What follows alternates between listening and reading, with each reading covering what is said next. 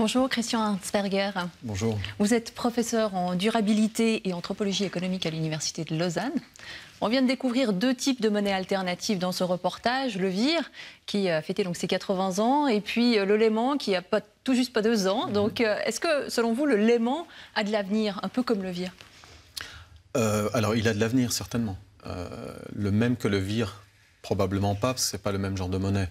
Ce qui est intéressant dans les monnaies complémentaires, c'est qu'en fait, chacune des monnaies est une construction en soi.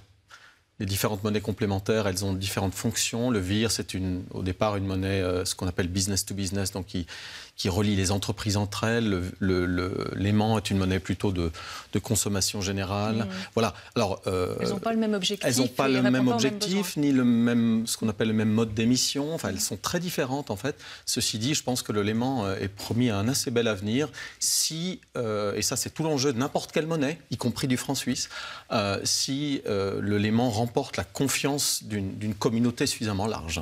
C'est ça. On l'a vu, il y a un vrai engouement autour de ces monnaies. Dans le reportage, on entendait cet homme qui pense lancer la perle du côté de Rolle. Il y a aussi le projet de lancer le farinet en Valais. Comment expliquer cet engouement ?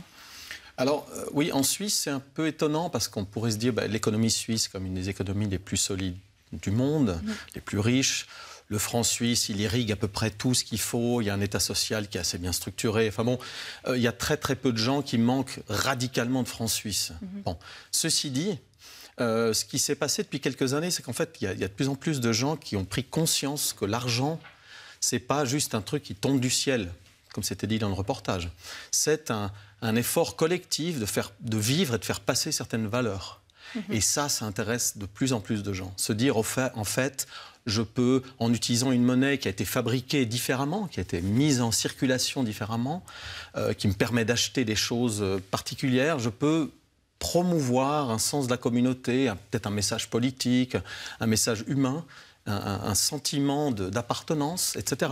Et ces éléments-là, ils sont importants qu'on soit en Suisse ou ailleurs. Donc même en Suisse, si j'ose dire, là où le franc suisse, comme les monnaies les plus puissantes du monde, ces monnaies commencent à se répandre de plus en plus. Bonjour Guillaume Noyer. Bonjour. Vous êtes administrateur du Chat Noir, une institution de la scène culturelle carougeoise. Et puis vous êtes co-directeur de l'ASMV, c'est l'association de soutien à la musique vivante, l'association qui programme les concerts du Chat Noir, justement. Alors chez vous, on peut payer son concert et sa bière en Léman. Tout à fait. Mais pourquoi? Vous avez voulu participer justement à cet élan. Comment ça s'est passé? Alors, comme beaucoup de citoyens de la région lémanique, j'ai découvert l'apparition du Léman comme monnaie alternative il y a déjà, j'ai envie de dire peut-être 2 ans dans la presse, en trouvant l'idée belle, peut-être un peu utopique à ce moment-là, mais peut-être aussi que la presse au départ n'allait pas assez dans le fond des choses et nous vendait ça comme une idée un petit peu, une rêverie. Et le hasard a fait que, comme vous l'avez dit, je travaille dans une association. Et dans cette association, on a un comité.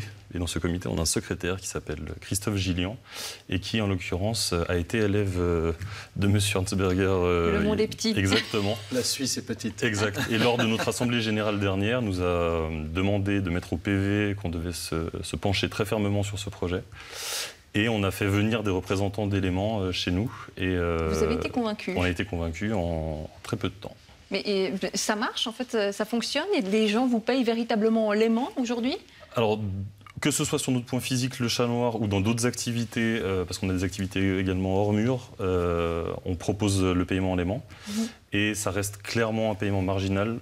On entendait 3% d'un PIB potentiel avec des monnaies alternatives. Nous, on n'est même pas à 1% de notre chiffre d'affaires. Mais en même temps, on serait un petit peu emprunté si tout d'un coup ça devenait trop rapidement. Ça demande des habitudes aussi. Et pourquoi vous seriez emprunté? Parce qu'aujourd'hui, on paye nos salaires en francs suisses, on paye nos loyers en francs suisses, on paye nos artistes en francs suisses ou en monnaie étrangère. Un artiste qui fait une tournée européenne n'a pas envie d'être payé en Léman, exactement. Il nous reste certains fournisseurs.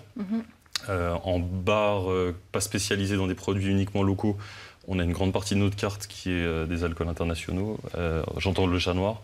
Et dans ce cas-là, nos fournisseurs, en général, sont des fournisseurs... Mais alors, quel est votre intérêt à vous de proposer le paiement en monnaie locale? C'est un tir des clients ou... Il est double. Non, c'est pas forcément pour attirer des clients. C'est pour participer à un effort collectif et solidaire. C'est que si personne n'accepte l'élément, l'idée même d'une monnaie alternative disparaîtra au moment de son évocation. Donc il faut bien que des gens acceptent de l'accueillir. Et bon, ben voilà, on a une salle de musique, le Chat Noir n'est pas forcément... Il y a aussi peut-être une variante politique aussi, un petit peu en arrière, mais c'est un engagement, exactement, ouais, tout à fait. Mais est-ce que c'est alors une monnaie véritablement utile ou quelque chose d'assez sympa pour créer du lien, un truc un peu bobo qui est à la mode et qui risque de passer? Je pense qu'il y a des deux, forcément. Hein. C'est sûr qu'il y a une frange d'utilisateurs du Léman qui font ça presque par mode ou par intérêt passager. Ceci dit, je pense que ce n'est pas la majorité. Je pense qu'il y a ce que vous avez un peu sous-entendu tout à l'heure, c'est que derrière le Léman, effectivement, il y a des valeurs et il y a une charte, en fait, que vous avez dû signer. Oui, tout à fait. Et cette charte, elle exprime quand même là toute une série de choses intéressantes auxquelles on peut adhérer ou non. Mais si on y adhère, enfin si on a signé, si on utilise le Léman, normalement on y adhère, en tout cas comme commerçant. Et donc, je pense que les gens ont envie que le signe monétaire, comme on dit, qu'ils utilisent, soit aussi le signe d'autre chose que ce que... Parce que ça, on n'en a pas encore parlé, mais c'est très important. Soit le signe d'autre chose que ce que le franc suisse, l'euro et le dollar symbolisent. Hein, alors voilà, les monnaies dites dominantes, les monnaies nationales normales qu'on utilise sans y penser. Prenons l'exemple du franc suisse, c'est des monnaies qui existent depuis très longtemps. On a oublié complètement d'où elles viennent et sur quelle base elles sont émises.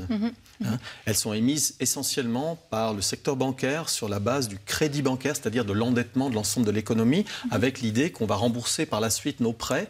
Et c'est cette dynamique de dette et de remboursement qui, en fait circuler l'argent dans l'économie. Peu de gens le savent, il y a de plus en plus de gens qui le savent aujourd'hui, mais c'est ça qui est derrière. Donc il y a derrière le franc suisse l'idée que l'économie suisse doit croître en perpétuité, qu'on peut utiliser toutes les ressources qu'on veut tant qu'il y a des acheteurs, etc. Bon, je résume. Alors que les monnaies alternatives type le Léman ne sont pas adossées à la dette. Elles ne sont pas créées à partir de ça. Le Léman n'est pas adossé à la dette, je ne sais pas si on ne va pas rentrer dans les détails. Il a une couverture franc suisse. Il a une couverture franc suisse pour une partie, et l'espoir des promoteurs du Léman, c'est qu'on va pouvoir passer ensuite dans ce qu'on appelle le crédit mutualisé, qui est le même principe que celui que le VIR utilise, où les gens se font confiance entre eux pour se faire des transactions, et la monnaie est créée à ce moment-là dans la transaction.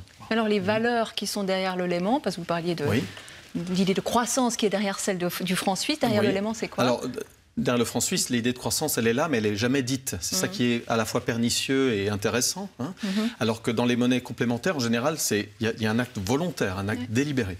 Dans le Léman, il y a l'idée de promouvoir l'économie sociale et solidaire. Il y a l'idée d'avoir des commerces de proximité où les gens se connaissent, comme disait la dame dans le reportage.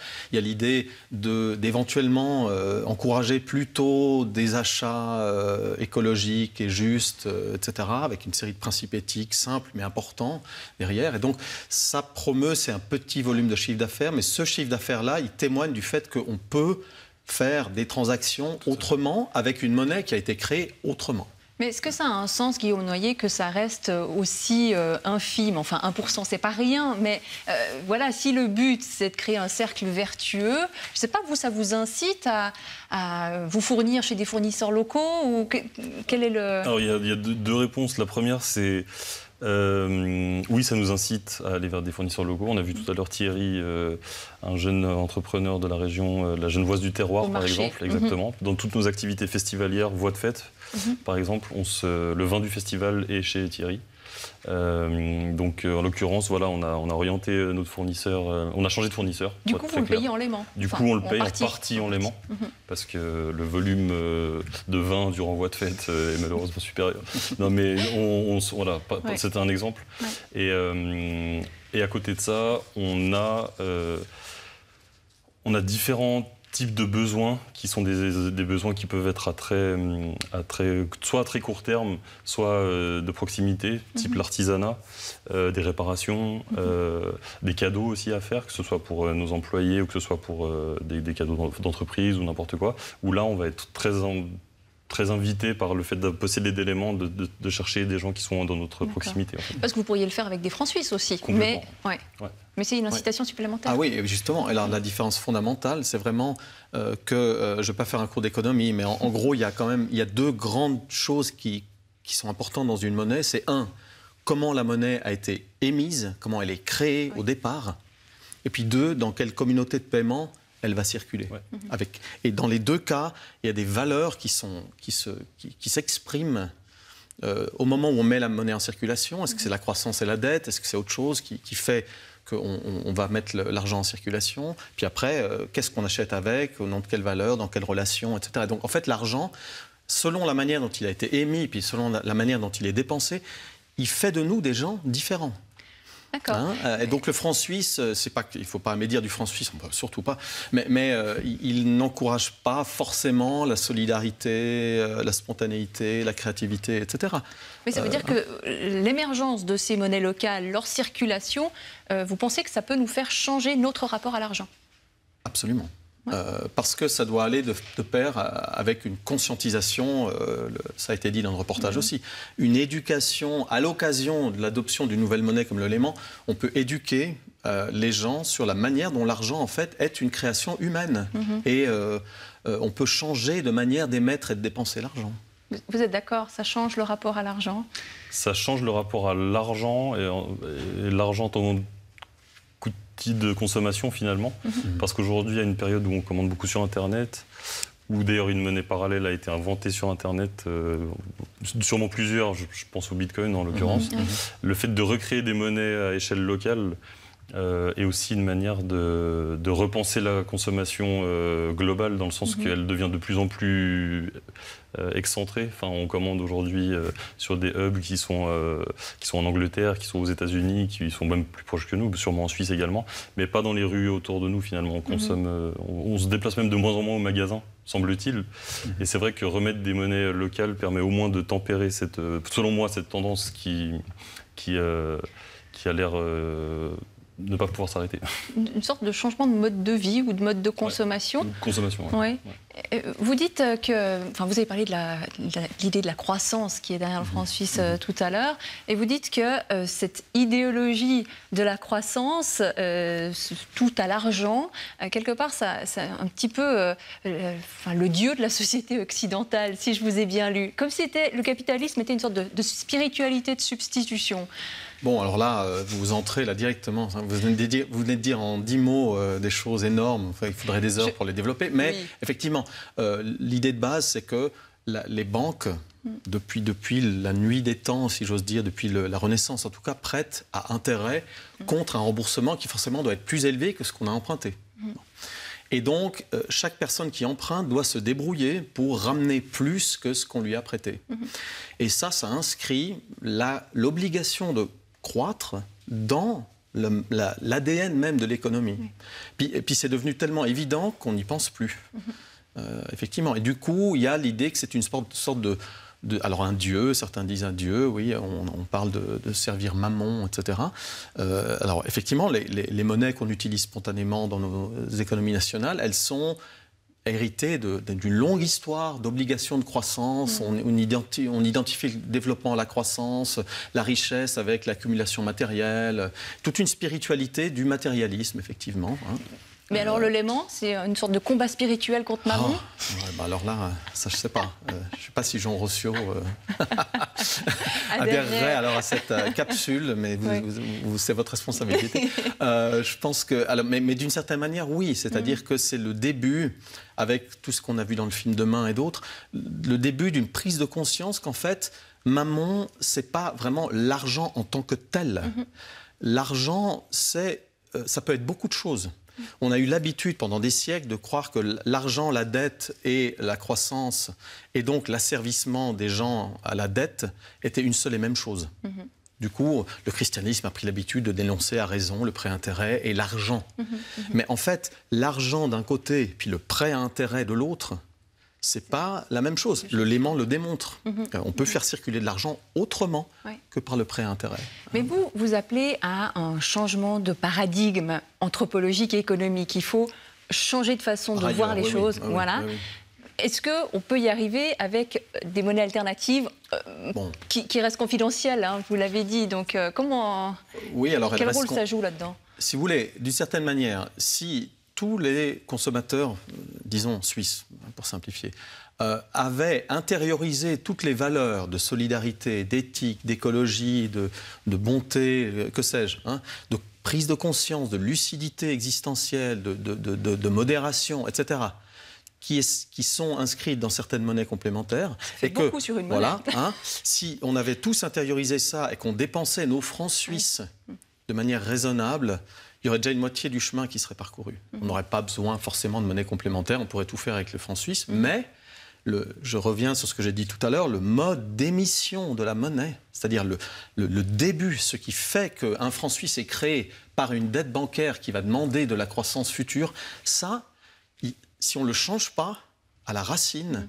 ça va nous obliger à continuer, malgré nos propres valeurs, à jouer dans le jeu de la croissance qui nous est imposé par un système économique. Et là, il y a effectivement un changement de paradigme profond à opérer qui ne relève pas simplement, je veux dire, d'un changement de philosophie. Il faut changer les institutions et la manière dont fonctionne la monnaie. Mais alors, si chacun, à notre échelle, on essaye de faire quelque chose, vous essayez justement de proposer de payer en léman, mais vous dites que ça reste confidentiel et heureusement.